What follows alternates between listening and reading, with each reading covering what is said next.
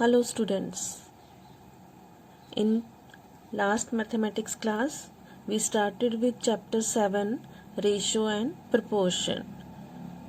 We started with exercise 7.1 and we discussed question number 1 to 10 there. Let us complete that exercise today. Let us start with question number 11. 11th question is, a sum of rupees 3500 is to be divided between Rashi and Saurabh in the ratio 3:2. How much will each get? Here we are given the total amount rupees 3500. It means we are having the total value that this number is to be divided in two parts for Rashi and Saurabh in the ratio 3:2. It means here Rashi ratio Saurabh you are given as 3:2, means the ratio for Rashi is 3 and for Saurabh is 2. Now the total amount which is to be divided among them is rupees 3500. Now the ratio is 3:2. What will be the sum of ratios? That is 3 plus 2. 3 plus 2 is 5. Now in these type of questions, when we have to find different shares, we will use the method that is each share is equal to its ratio upon sum of ratios into the total value. Here total value is the amount given to us. Alright, now each share means, like here in this question, first share is Rashi's share, that will be equal to Rashi's ratio, that is 3, and sum of ratios we have 5 with us, into the total value. Total value is the total amount 3500. Now we will solve this. So rupees 2100 is Rashi's share. Second is Saurabh's share. So his ratio is 2. Sum of ratios is 5 only, into total value is 3500. So rupees 1400 is his share. If you will add them, you will get total 3500. So keep in mind the method to find each share, that is ratio upon sum of ratios into total. This method we have to apply everywhere where we are given the ratio with the total value. Like in question number 12, you are given 3 ratios, so there you will find the sum of 3 ratios, and in the same method you will find each part there. In question number 16 you are given 4 ratios. There also you have to add all 4 ratios and find the marks for each subject in the same formula. I hope you have understood it. So do question number 12 and 16 with this method only. Alright. Question number 13. What must be added to each term of ratio 9:16 to make the ratio 2:3? Now 9:16 means 9 upon 16. Now what must be added? So we will write let x be added. Let x be added to each term of the ratio 9:16 means 9 plus x upon 16 plus x.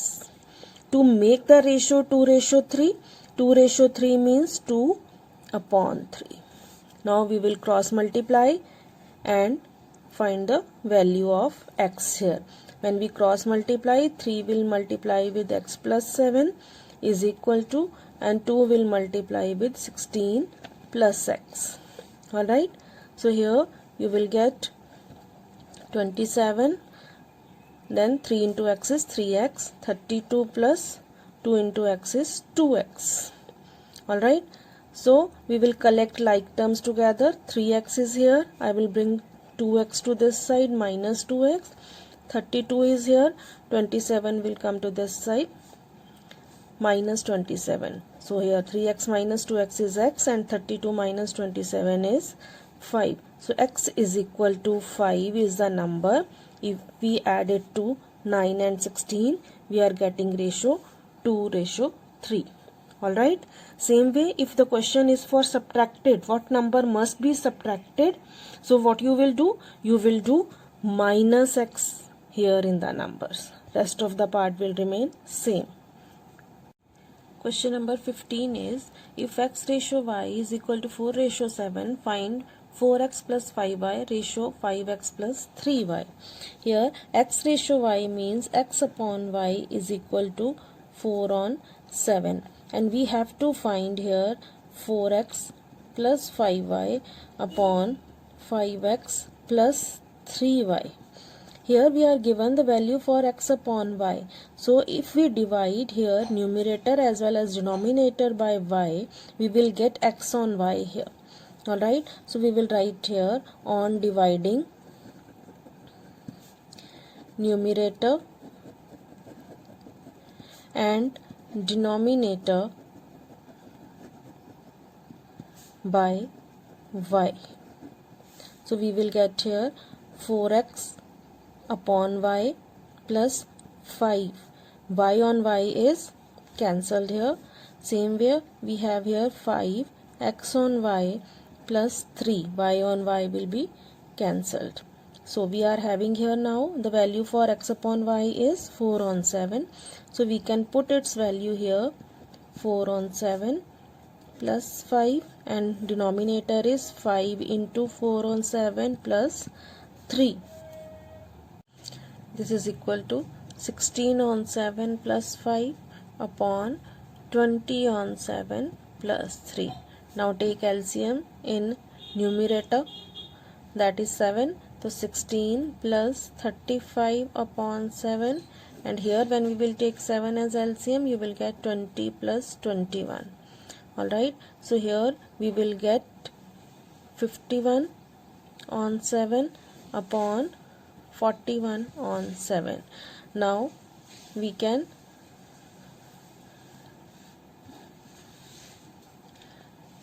write it here 51/7 and reciprocate the denominator here. 7 cancels with 7, so we get here 51/41. It means now the ratio is 51:41. So this is our answer, 51:41. Alright. Now question number 17 is, two numbers are in the ratio 5:8. If their LCM is 200, find the numbers. Now the ratio is 5:8. Now 5:8, there is no common factor in 5 and 8. So if we have to take their LCM, we will multiply them. Alright. So here we will write, let the numbers be